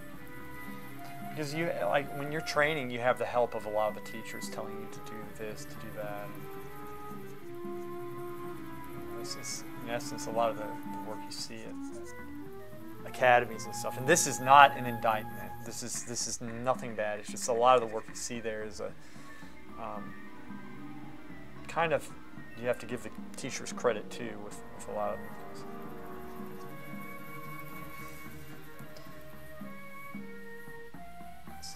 That's not a bad thing. In fact, even I think when you're a professional, you should always have somebody looking after it, looking over it. At least on the technical aspect of things. Like, I think it would be, like, for me it would help. It would help if I had somebody here who'd be like, this is off. Like Rose doesn't when she's here, right? She's just insane. Scott, Sue, they would really help. I mean, I've done it before. You know, I've asked them, I said, hey, can you look at this? Sure, and then they give me a very soft, nice critique.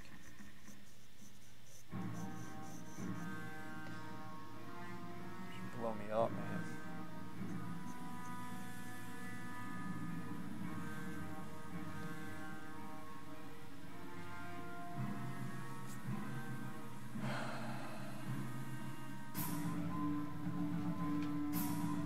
I'm sure I didn't get a call. You may have took longer to draw the first one. Oh, I think I did. I think you're correct about that. Yeah, you're right. I mean, it definitely did take. You know, it took longer than this. Obviously, I've been through this stage much more. Okay, let me shift this up some. Let me go through and double check. See, I made some changes, right? Made some changes here, and I'm pretty sure. Let's clean this up before I start going through it. You know, if we're going to go through and do these subtle markings and stuff, it's good to make sure that everything's nice and crisp, pristine, right? That's another advantage of constantly disciplining yourself just to go back and do light erasing, is that you never have to do major erasing. You know, it's more of like kind of, you have, you know, everything's built up very evenly. It's not distracting. You don't always need to like erase everything all at once. You just kind of are able to do crisp detail much easier. This to here, this comes over just to here with.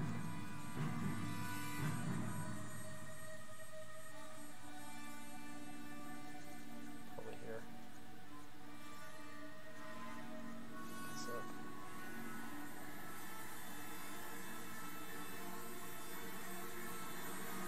And then this drops.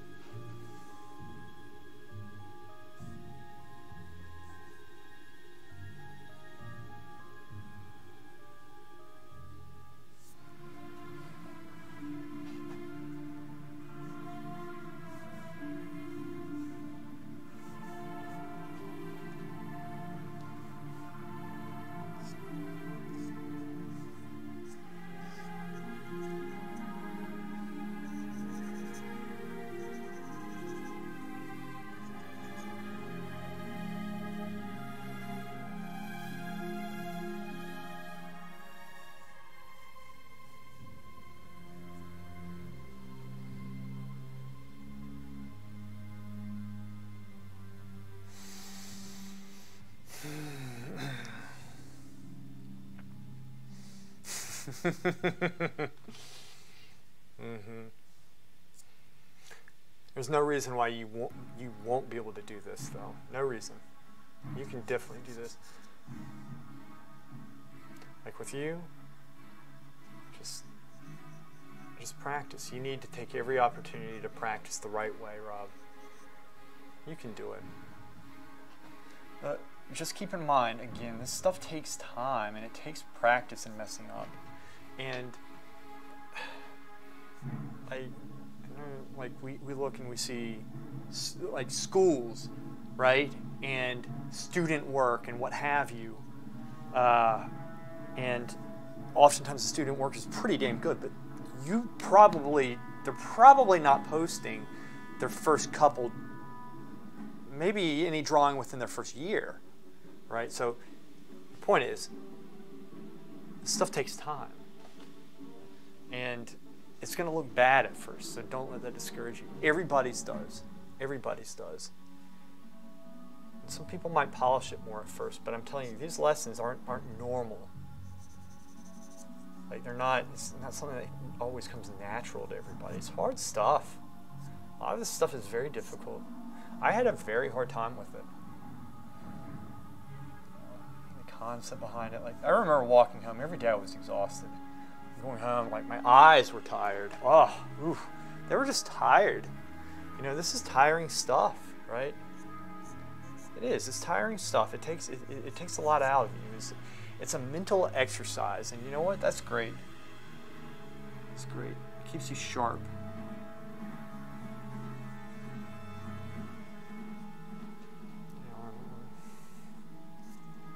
Just how it is. Okay, I'm looking at this line to this line. Here. So this is kind of here, and then it kind of, okay, that's just going to drop some a little bit more than I have it.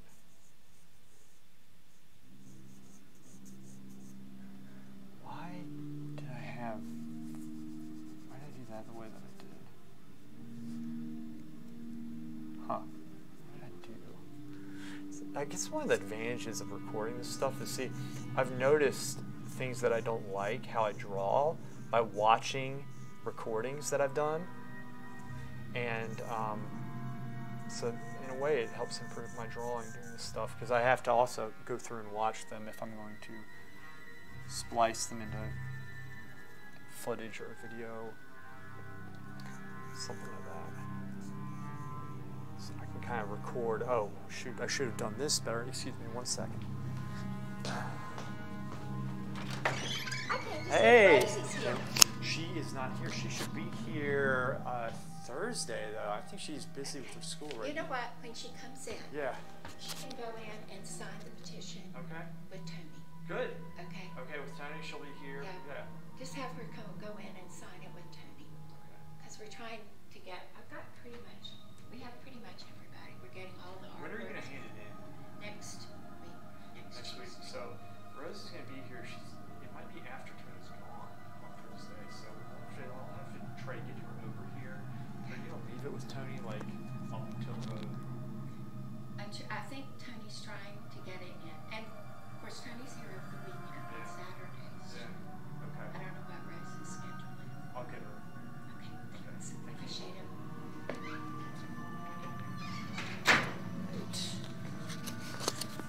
All right. Yeah, and I can add this to the video that I'm making of it. Because really, this is actually further along than it looks right now, because once I go through and add the shadow shapes in, it'll look like really solid. But maybe, you know, and honestly, I should probably think about doing that. Let me take this out. Hopefully this will erase. Yep. See? That's why we draw light. It's all good. Look at this. There we go. I wanted to shape this up some too.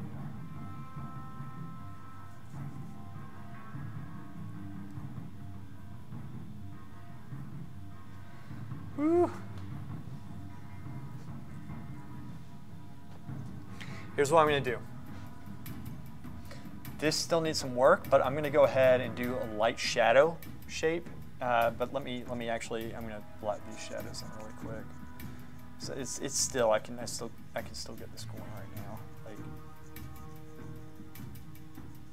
Like, I see some things that need to change here as I'm doing that, but I'm still going to take advantage of using shadow shades here. Okay, so start going through and blocking this in, basic blocking.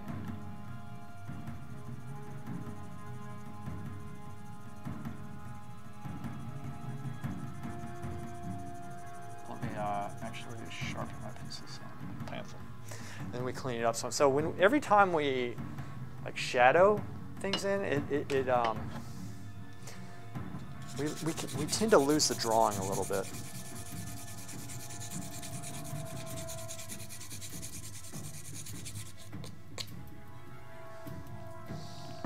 We tend to lose the drawing some. In which case we just go back through and we re-solidify our lines and erase what needs to be erased. We just get the drawing back, essentially.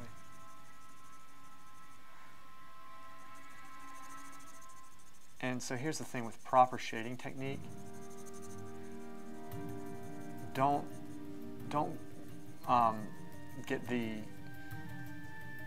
wait until the lead's like dull. Always shade with it sharp, and you're going to have a higher resolution shadow, which always looks nicer.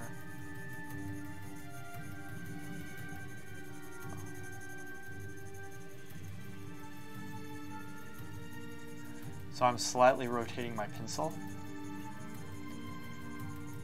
as I do this.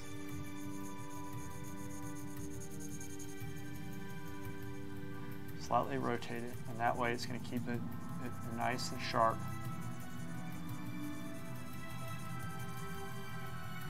There you go, that's how you do it.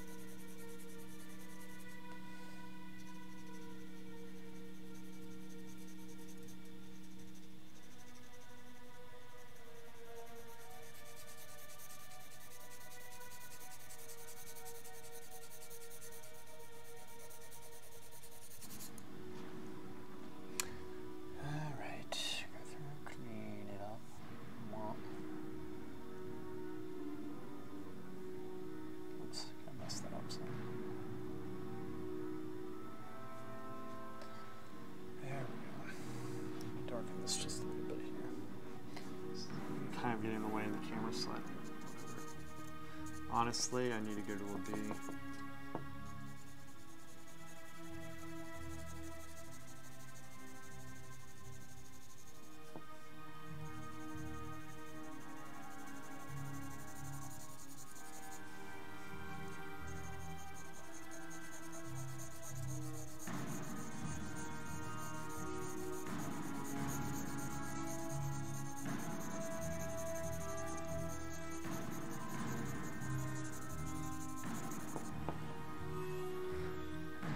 See, it's not that like far off, I don't think, I hope.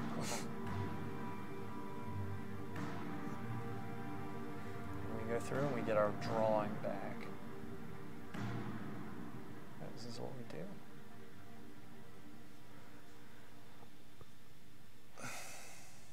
And what do we do from here? Do we start going through and detailing? Kind of, but not really. We just continuously get the big shapes, and then the detail will come if we're honestly trying to see those big shapes. We'll figure out this needs to move over just a little bit. This little piece needs to jut out some, you know, oh, to get the feel of this toe, it needs to pop out a little bit more here. That's kind of the detailing behind it. Lewis, I sent something on Discord that I need your help with whenever you can look at it. Let's do it right now.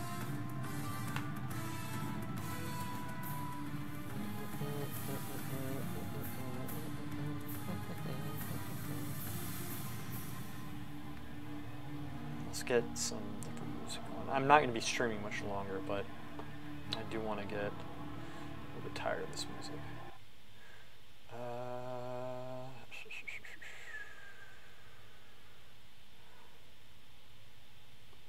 Always like this.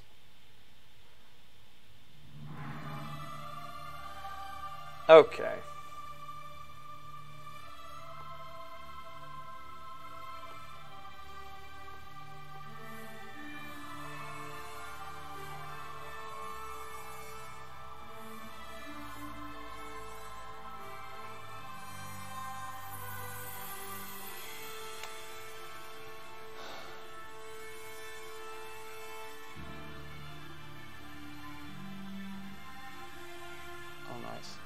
Oh, you posted a lot of good stuff. Some soon.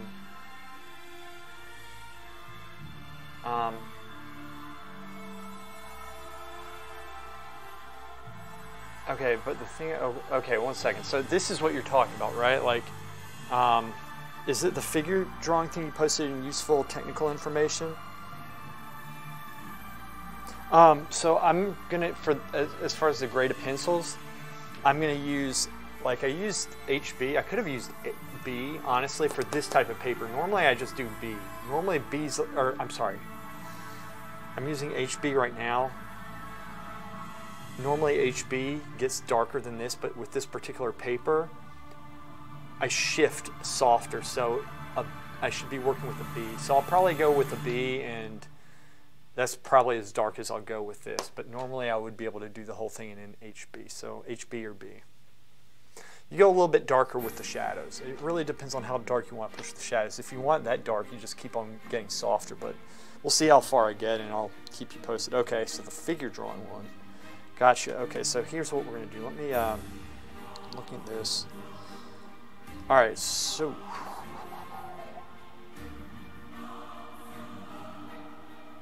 and then progressing to... Some students and painters start with the grisaille and then put the colors on top, right? But the thing I don't understand is that Flux Academy method, can you explain the process? Definitely. Yeah. Okay, 1 second. Let me read back up. I see it's interesting how the philosophy and the method of drawing can play. Okay, 1 second. Let me do this. Let me do this because this is Discord. Where's Discord? Do I have Discord set here?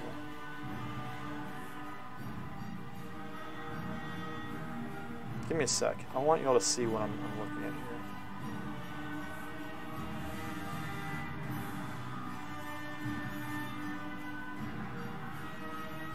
This is it.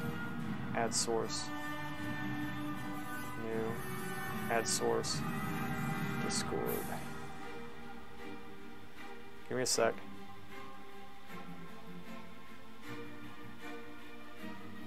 Uh-oh. Did it freeze?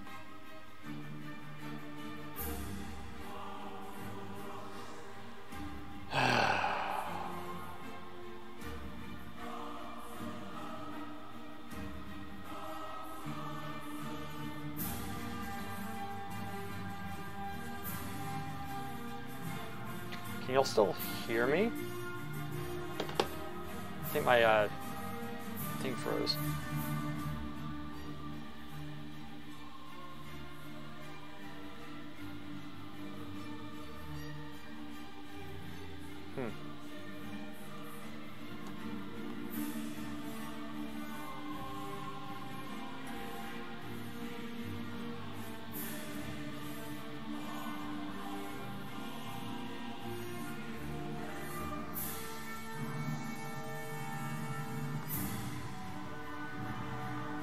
You can still hear me okay. Can you see me okay? Am I moving around, or is the screen frozen?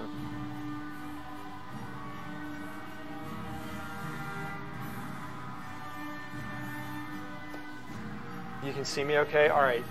My computer is freezing. So, good, you can still see me. All right, that's fine. I can't do anything with it. I don't know how I'm going to end the stream without just shutting my computer off. So the method that we use. Sorry, let me give me a second. Let me look back through. It's very inconvenient. The method we use is essentially. I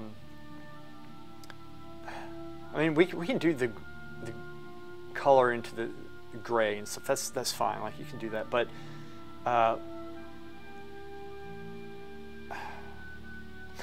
when you first start, they have you go through, do pencil sketches on all this stuff, and then do a charcoal study that's larger, and then we transfer the charcoal drawing over onto the canvas, and then from there we just simply start blocking it in with kind of a monochrome value of paint, and normally that's like the dark shadow shape or color or whatever, and we work it up accordingly. So like when we transfer it, right, we transfer it and there's like a kind of charcoal etching on it. Good, I'm glad it's not frozen, because this computer is frozen. That's my main computer. So I'm gonna have to end the stream in a creative way, I think.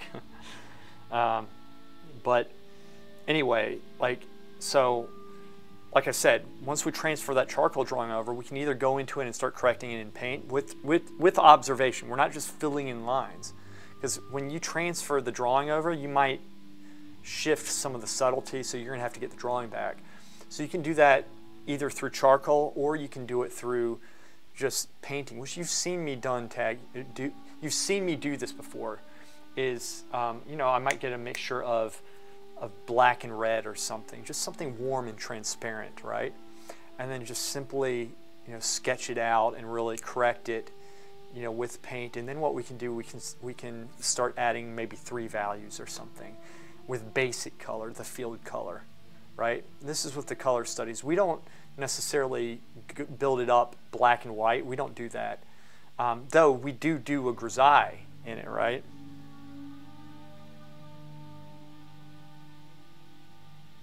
Oh yeah, what do you want to hear? Like, what part do you want to hear? This is completely frozen. I don't know how much longer it's going to be. What I'm going to do? Try to hit that. Maybe that'll do something. Done. Do done on that, so it'll stop. Actually, no. Exit out. Exit out.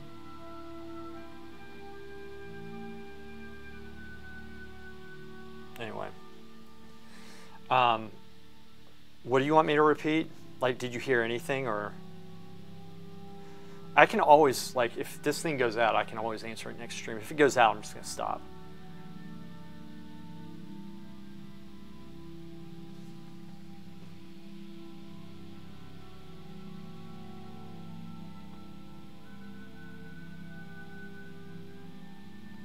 Okay, wait, it came back.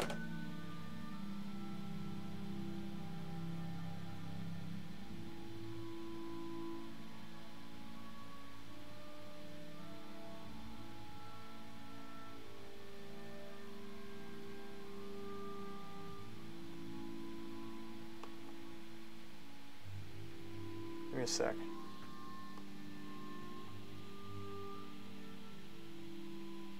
This is it. Done. Okay, this was it.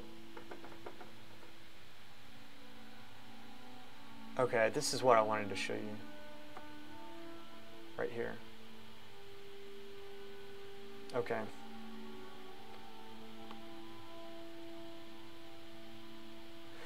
So yeah, like these are the different construction methods, right?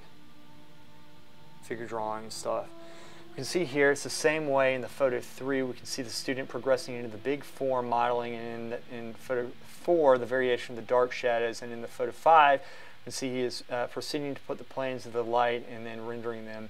This is how they work at the Angel Academy of Art. Different academies use different approaches. Some start very transparent. Yeah.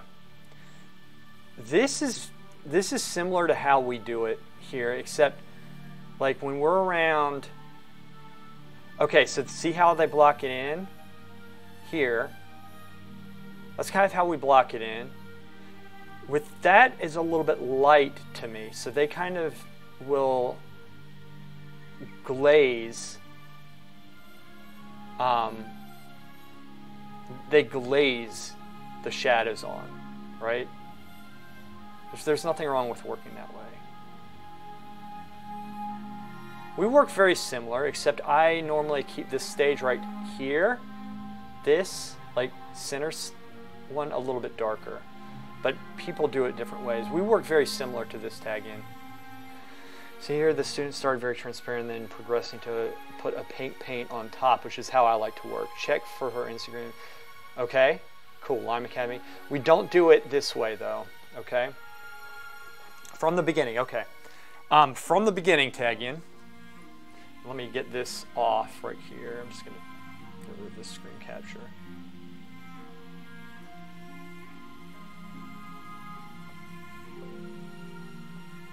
There we go. From the beginning, essentially, we'll start with like a charcoal drawing. You know, we do some pencil drawings, and then we get a charcoal drawing maybe about this big on the Roma paper. And then we will, this is how the students start. After a while, like you can just directly paint. But then you take that, transfer it over, so it's like, essentially you have a charcoal drawing on your canvas, okay? And then what we do, go through with more charcoal, correct it in charcoal. And then what we do, we go through with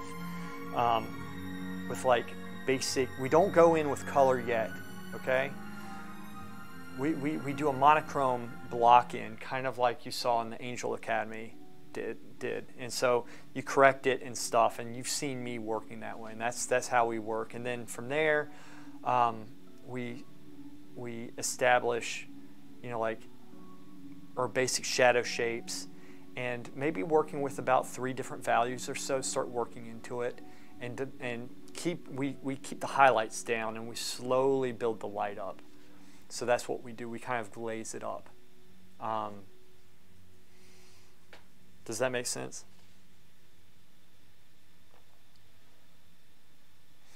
So that's what we do. We slowly bring the light up from it at that point. But, you know, in the basic stage, we're working with maybe, like I might have, I'm not going to go with darkest dark. I'll have like a basic shadow shape, okay?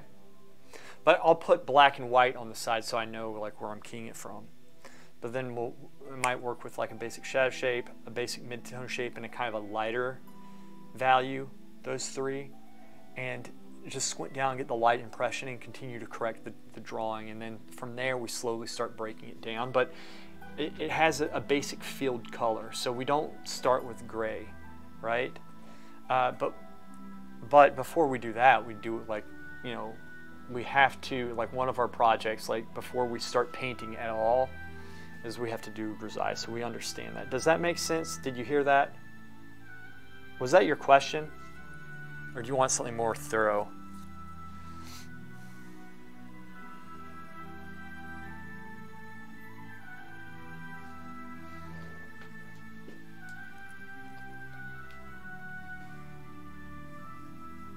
This eraser is so much better than the one I've been working with the entire time. Why have I not been using using that. I haven't really checked this piece in a while. I probably should.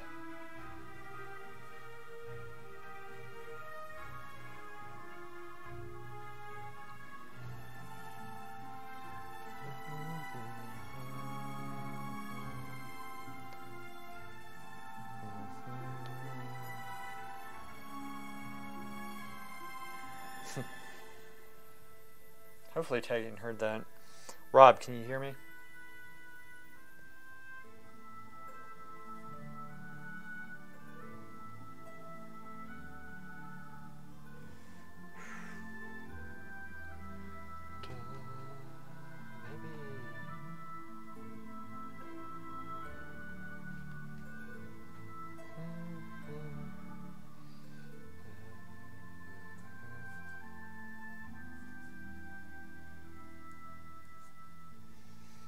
Guys, I don't know if it stopped or what. Okay, so you start with very low chroma, mainly thinking, yes, about values, and put 3 to 4 values and then put more values. Yeah, we just slowly build it up, basic.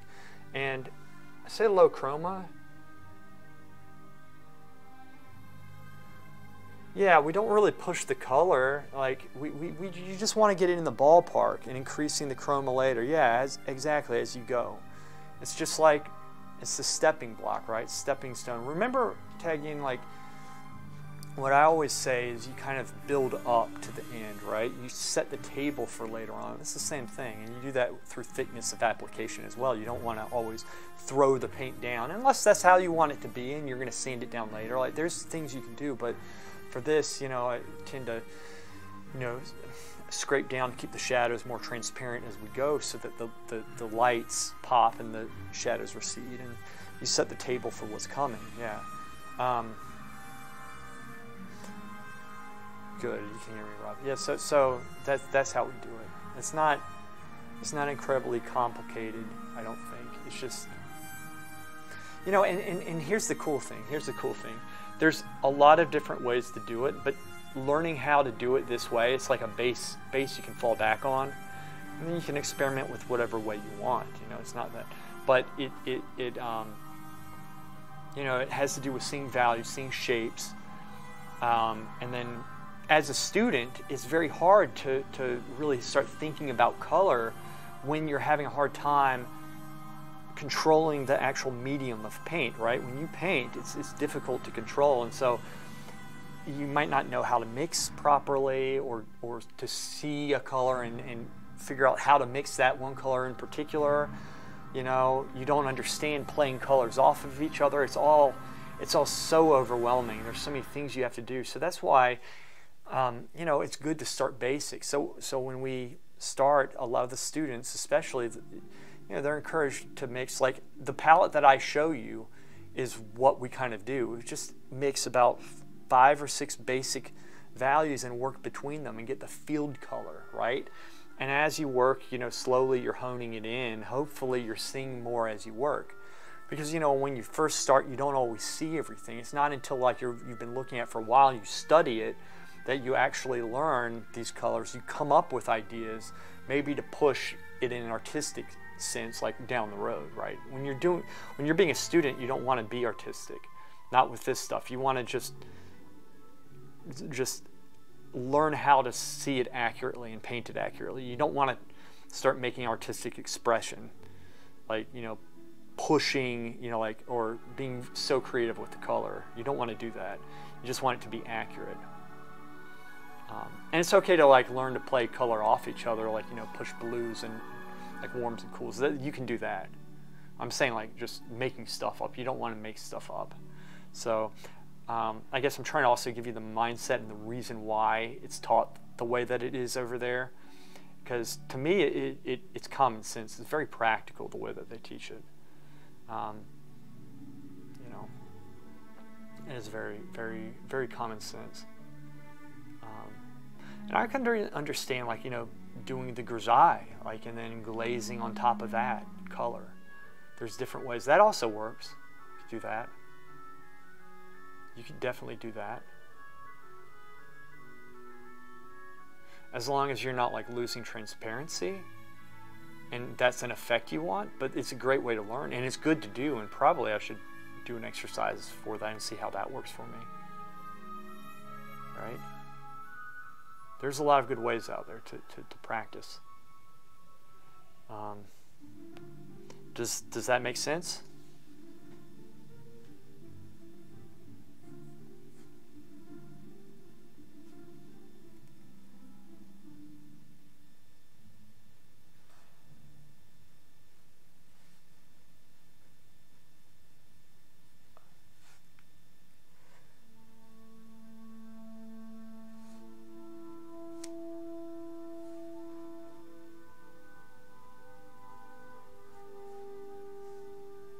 It does. Good. Excellent. I'm glad. Guys, I think for now, I'm going to call it here, and I think next time I'm going to try to pull this thing together. Okay? So next time I come, first thing I'm going to do, look at the proportions, correct it what I can, and then I'm just going to start going into it and just start refining it and call it on this. Since I don't want to spend more than the 3 streams on it, right? Don't want to spend more than that. That's ridiculous. It's too much. Guys, thank you so much. I really appreciate y'all sticking around and keeping me company with this stuff. And hopefully we got some good stuff out of it, some good ideas and what have you. Anyway, I gotta go eat, man. I am so hungry right now. All right, Rob, thank you. John, you're awesome, man. Tegian, keep posting. I love your posts. I really love your posts. Yeah, guys, take care. I'll see you.